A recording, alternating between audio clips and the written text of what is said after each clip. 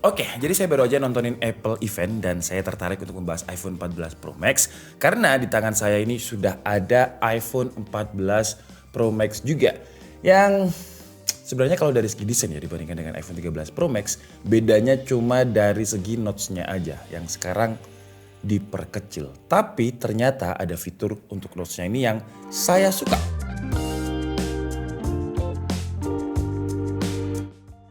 Kalau kalian tanya beli di mana, sebenarnya ini iPhone 13 Pro Max ya, cuman saya balik tuh. Jadi ini wallpaper aja, kalau misalkan dibalik ya notes-nya tetap seperti ini. Gak mungkin saya dapat barang duluan karena pre-ordernya aja tadi masih 2 mingguan lagi untuk yang varian iPhone. Saya jadi bingung nih mana yang atas yang bawah.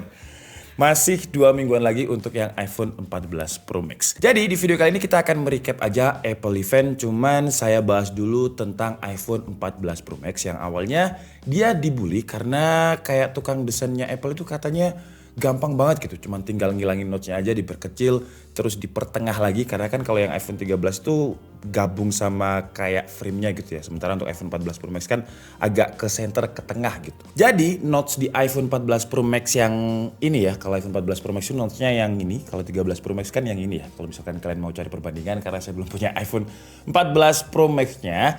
Dia ada fitur Dynamic Island. Dimana kalau misalkan kita mau play musik atau notifikasi apapun. Notch-nya ini kayak nyambung gitu. Jadi ini pas banget dengan iOS 16 karena di iOS 16 kita bisa custom wallpaper, custom widget. Jadi kesannya itu area depannya bisa menyatu gitu ya dengan iOS 16 terus juga dengan Dynamic Island yang ada di notch yang lebih kecilnya ini. Kalau di iPhone 13 Pro Max kan kita cuma bisa Face ID ya, udah gitu aja. Tapi kalau misalkan di iPhone 14 Pro Max, notch-nya ini bisa kita gunakan untuk kayak kalau saya lihat sih kayak semacam touch bar-nya di MacBook lah. Jadi dia bisa berubah bentuk. Jadi bisa kalau misalkan kita koneksikan dengan AirPod dia berubah bentuk.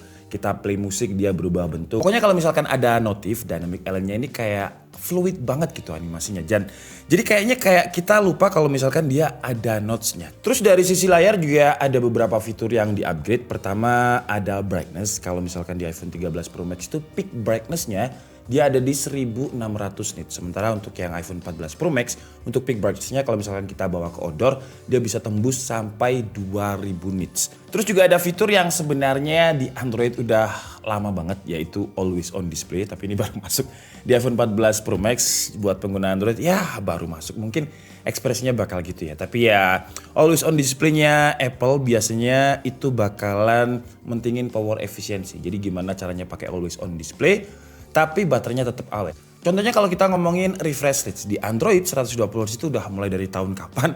Tapi Apple baru di iPhone 13 Pro Max yang layarnya udah 120Hz. Tapi bedanya ya 120Hz-nya Apple itu dia namanya ProMotion dan adaptif. Yang bisa adaptifnya itu 1Hz sampai 120Hz. Jadi menurut saya sih kenapa iPhone lambat mungkin karena teknologinya dia mentingin gimana caranya. Layarnya itu bisa 120Hz tapi baterainya tetap awet. Sama kayak Always On Display, gimana caranya bikin Always On Display tapi baterainya bisa tetap awet. Dan kalau saya lihat di video presentasinya sih dia ada kayak semacam AI dimming.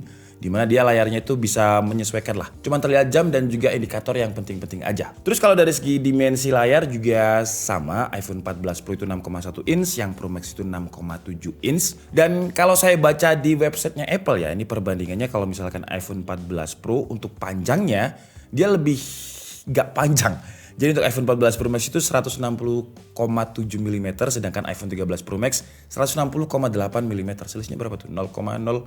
Ya selisih yang nggak penting lah ya. Terus kalau untuk lebarnya dia juga lebih kecil di websitenya Apple ini. Kalau saya lihat iPhone 14 Pro Max itu 77,6 mm, sementara iPhone 13 Pro Max generasi sebelumnya itu 78,1 mm.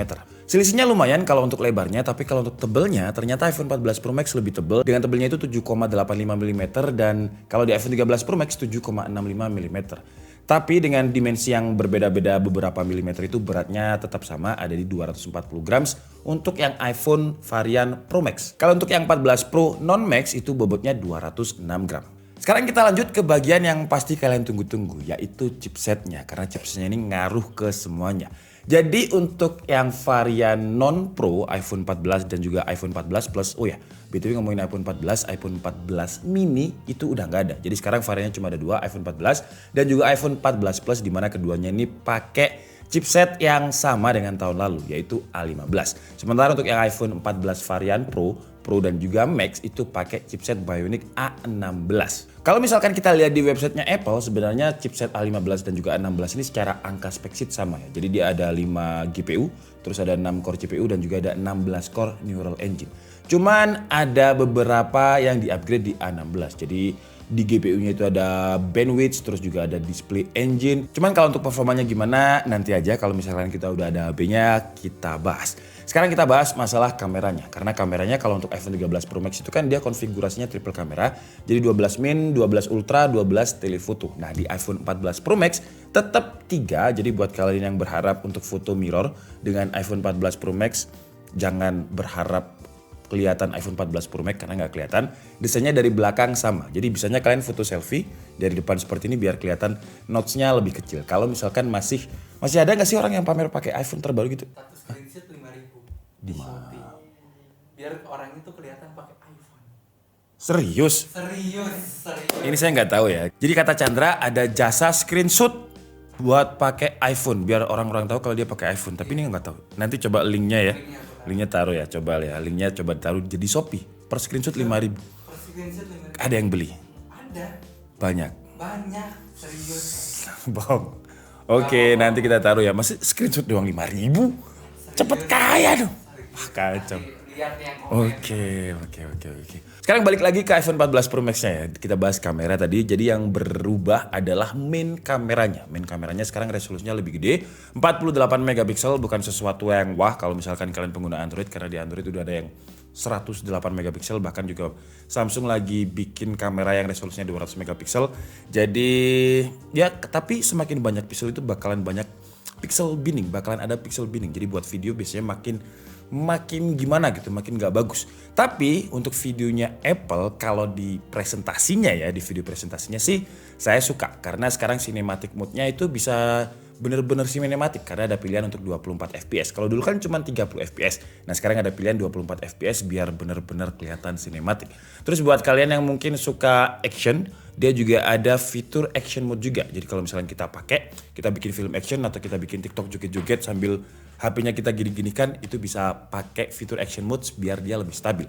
Karena untuk kameranya dia pakai sensor shift optical image stabilization generasi kedua. Cuman ngomongin sensor shift optical image stabilization kalau di iPhone 14 sayangnya ya beda sih ya, beda harga. Jadi untuk yang Pro itu pakai sensor shift optical image stabilization generasi kedua. Sementara untuk yang iPhone 14 itu pakai yang generasi pertama. Karena kalau saya lihat di websitenya cuman gitu aja, dia nggak ada second generationnya.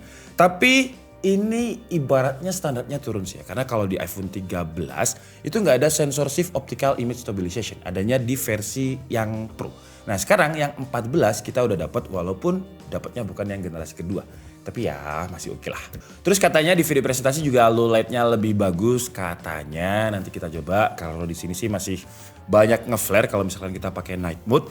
Terus juga ada Apple RAW juga dengan 48 megapikselnya ini kita bisa manfaatkan dia biar ya ini kalau buat yang suka fotografi bisa kita manfaatkan dan kita optimalkan di situ. Karena HP mahal-mahal kalau misalkan cuman buat foto mirror kan sayang ya. Jadi harus bener-bener dioptimalkan. Terus sekarang zoom defaultnya itu kalau biasanya kan 0,5, 1 sama 3. Nah sekarang ada tambah satu lagi yaitu 2 kali zoom. Jadi 0,5, 1, 2, dan 3. Terus fitur yang saya lihat banyak digembar-gemborkan sama Apple di eventnya tadi adalah tentang safety intinya. Jadi dia ada crash detection dimana kalau misalkan kita nabrak, ya amit-amit ya jangan sampai ketabrak.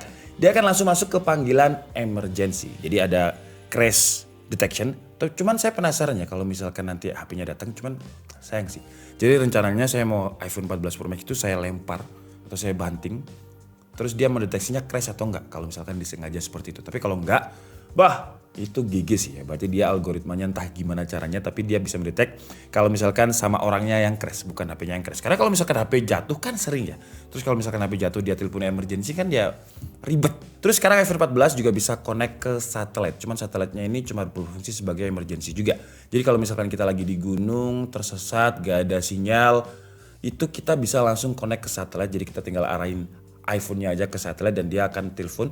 Nanti bakalan ada tim rescue yang datang. Cuman kalau di Indonesia saya juga nggak tahu apakah ada tim rescue yang siap. Satelitnya Indonesia itu siap atau enggak saya juga nggak tahu. Jadi ya kita coba aja. Terakhir desainnya sih ya overall sama. Notch-nya aja yang beda ya kalau misalkan. Oh ya BTW untuk iPhone 14 itu notch-nya tetap kayak iPhone 13 Pro Max yang sekarang. Jadi jangan berharap notch-nya tipis. Jadi kalau misalkan kalian mau pamer foto mirror, kalau pakai iPhone 14 bukan yang varian Pro itu nggak bisa ya. Karena notch-nya yang baru cuma ada di varian Pro dan juga varian Pro Max. Warna barunya, untuk warna baru iPhone 14 Pro Max itu ada deep purple. Kalau iPhone 13 Pro Max itu terakhir ada Alpine Green. Terus kalau di iPhone 14, kalau saya lihat di webnya nih, blue-nya beda ya. Kalau punya Chandra ini namanya juga blue Chan. Ini iPhone berapa? iPhone 12. iPhone 12, blue-nya kayak gini. Cuman kalau di website ini blue-nya nih kayak lebih ke pastel gitu warnanya. Jadi itu kalau misalkan untuk recap smartphone-nya ya. Kalau misalkan fitur-fitur yang menurut saya nggak menarik kayak fitness, sebenarnya menarik ya. Mungkin karena saya aja jarang fitness sih. Jadi nggak terlalu dipakai gitu. Dan selain smartphone, Apple juga merilis beberapa produk. Jadi kayak ada Apple Watch Ultra. Apple Watch ini ada 3 varian, jadi ada seri 8, SE dan juga Ultra. Seri 8 dan SE-nya mungkin kita bahas kalau barangnya ada, cuman yang bikin saya tertarik untuk membahas recap Apple event ini adalah yang Ultra. Karena sekarang dia lebih gede, jadi diameternya itu 49 mm. Terus kalau misalkan kalian suka diving ya, dia bisa tahan sampai 100 meter kedalaman. Kalau yang seri 8 dan juga SE itu di websitenya katanya 50 meter. Terus fitur lain sih, ya dia menurut saya kurang menarik sih. Kayak bahannya dia pakai titanium, banyak watch yang lain udah pakai titanium, terus dia juga udah dual GPS. Huawei udah duluan pakai dual GPS. Jadi yang menurut saya sih, yang Ultra yang menurut saya kayak berinovasi gitu. Tapi kalau seri 8 dan seri SE-nya, ya menurut saya sih nanti aja lah kita bahas ya. Dan terus selain smartwatch ada juga AirPods. Di AirPods yang baru ini noise cancellingnya katanya 2 kali lebih pekat. Wah itu bisa lebih budek berarti ya. Terus juga ada adaptive transparency yang gak baru juga. Di FreeBuds-nya Huawei juga udah ada. Terus juga ada chipnya baru. Kalau yang first generation chipnya itu namanya H-Dika, bukan ya H1. Tapi kalau yang second generation namanya H2. Oke, jadi mungkin cukup segitu aja. Kalau untuk harga relatif sama sih ya. Jadi untuk yang iPhone 14 Pro Max itu mulai dari $1.099. Yang iPhone 14 Pro $999. iPhone 14 saya lupa berapa, jadi editor tolong ditaruh di sini. Karena saya nggak tertarik dengan iPhone 14, tertariknya dengan varian Pro Max. Dan kalau untuk AirPods-nya harganya masih sama dengan first generation sih ya. Jadi itu di harga $249. Cuman yang mahal tadi di Apple Watch yang Ultra ya, $799, $800. Untuk sebuah smartwatch menurut saya sih mahal ya. Menurut saya, oke? Jadi mungkin cukup segitu aja video kita kali ini. Saya minta maaf kalau ada kesalahan dalam penyampaian informasi seperti biasa. Kalian bisa mengkoleksinya di kolom komentar. Saya Dika Sabudi and see you on the next video. Bye-bye.